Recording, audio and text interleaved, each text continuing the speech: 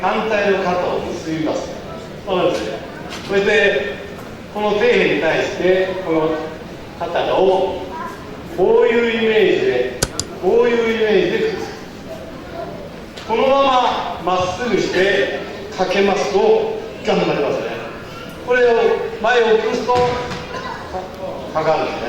そしたら崩された状態を作りますから、少しイメージは今やったようにこういうイメージです。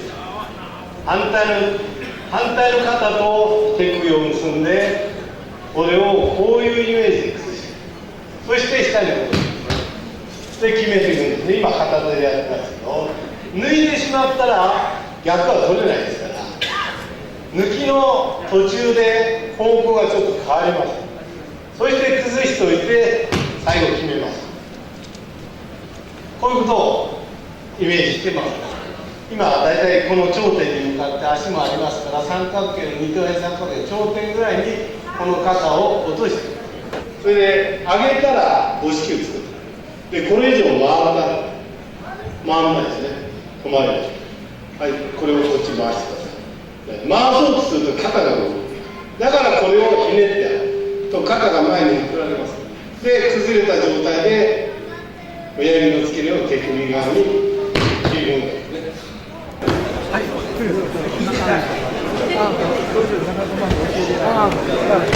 それの次に自分のここ入って、その時にこれも崩れてますね。もうまっすぐですね。これは頑張っていいですよ。まっすぐ。ちょっと頑張れ。同じでまっすぐ立ってまっすぐ。これははい、ちょっと前だからね。はい、これは頑張ります。かなりまっすぐですね。動かないでね。まっすぐ。はい。これは頑張ります。はい。はい。頑張ります。こんだけです。まっすぐからよくこれははい。これを動かします。はい。頑張ります。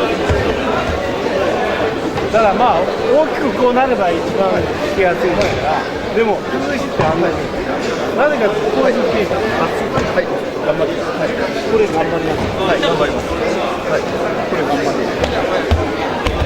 頑張る。はい。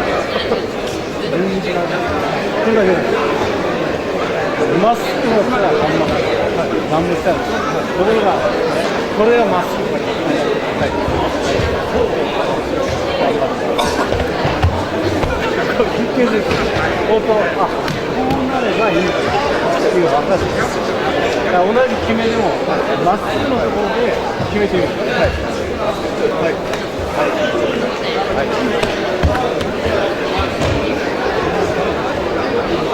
その一番極端な例が今こういう、はい、これはもう完璧に崩れてる。はい、だからこうかけてますけどね、スリーブ高いの。はいで、これを切りばいをはい、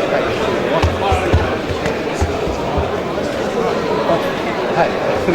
で、悪い例は指先がこっちに引っ張って、ついてきて、はい。はい。あ、いいですよ。私がなんかすごく練習できちゃね。だからこうね、こうなって、これをここにつけるよ。ここにつける。